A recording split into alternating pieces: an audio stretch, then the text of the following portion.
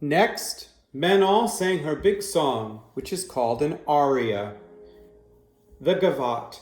Her voice was the most beautiful sound Pasha had ever heard, but that didn't matter. It seemed to Pasha that all eyes were on her, the glamorous wolfhound in the dazzling necklace. That night, Pasha had a wonderful dream. She was on stage of the Met, in a red dress and singing. She was the diva. Everyone was applauding, cheering, "Brava, Pasha, brava!"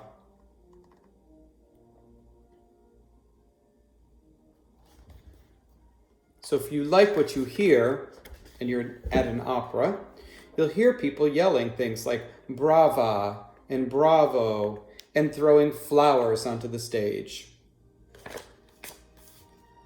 Opening night came at last. Shirley and Pasha walked to their places on stage. The conductor raised his baton. The orchestra started to play. The great gold curtain swung open.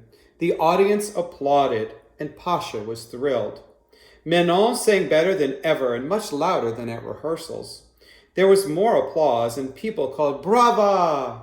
Then Manon started to sing the Gavotte. She sang, "I walk down the road just like royalty. Everyone looks at me because I'm beautiful. My beauty makes me a queen." But that's not the way it is, thought Pasha. I am the queen. Everyone is looking at me. Pasha started to hum along with Manon, quietly at first, and then she began to sing, "Woo, woo, woo."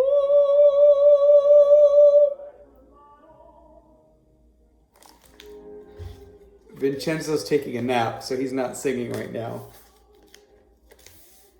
Shirley gave a tug at her leash. The conductor looked up. Pasha heard people in the audience giggling and thought, "Wow, it's just like my dream." She sang even louder. "Woo! Woo!" Oh, okay. Vinny liked that. The louder she sang, the louder the audience laughed. They loved me, thought Pasha, and she loved being a diva. Her voice blended with the diva's voice and the glorious sound of the Met Orchestra. There was applause, but Shirley quickly pulled Pasha off the stage before she could even take a bow.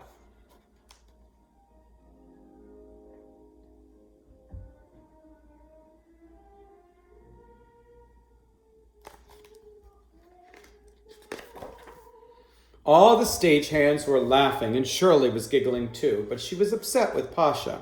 She knelt beside her, looked into her eyes, and said, "Pasha, dogs are not supposed to sing in the opera. Never, ever." The director was not laughing. He told Shirley Pasha could not be in the opera anymore. No sparkling necklace. The costume lady took it back.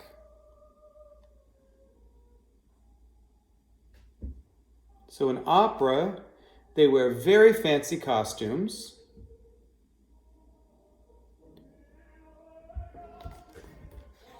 And it's important to do what the director tells you to do.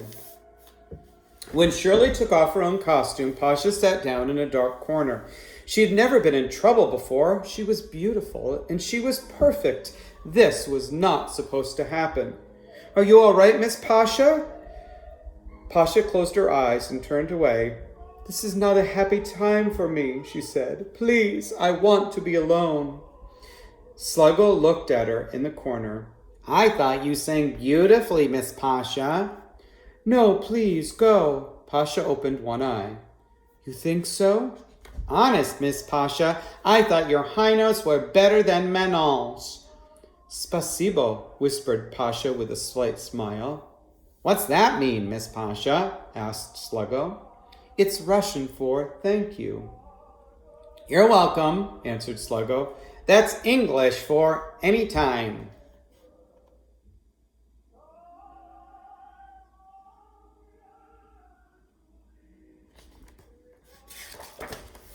The next day, there was an article in the newspaper about Pasha, the dog who sang at the Met. "You're famous, darling," said Shirley. The phone did not stop ringing all day.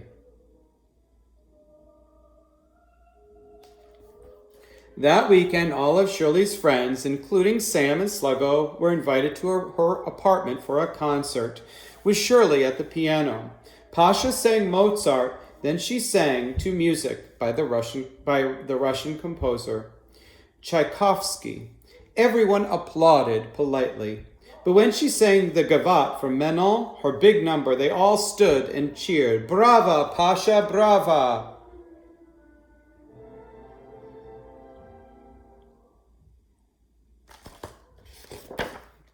Sluggo waited until all the people had finished fussing over her. Then he came over. "You look beautiful tonight," he said. Pasha beamed. "Spasibo," she murmured. "And you sang better than ever," said Sluggo. "I heard Shirley tell Sam that the Paris Opera House might be interested in you, Miss Pasha." "Oh, Sluggo, you don't have to call me Miss Pasha. I was being silly. Please call me Pasha." Sluggo's eyes shone. "I hear we're going for a walk together, Pasha, tomorrow." Now, Pasha, Sluggo, Sam, and Shirley go for walks almost every day. But on Saturday afternoons, Pasha curls up in front of the radio and listens to the live broadcasts from the stage of the Metropolitan Opera House. She pretends that she is there once more, wearing her jeweled necklace and standing beside the star.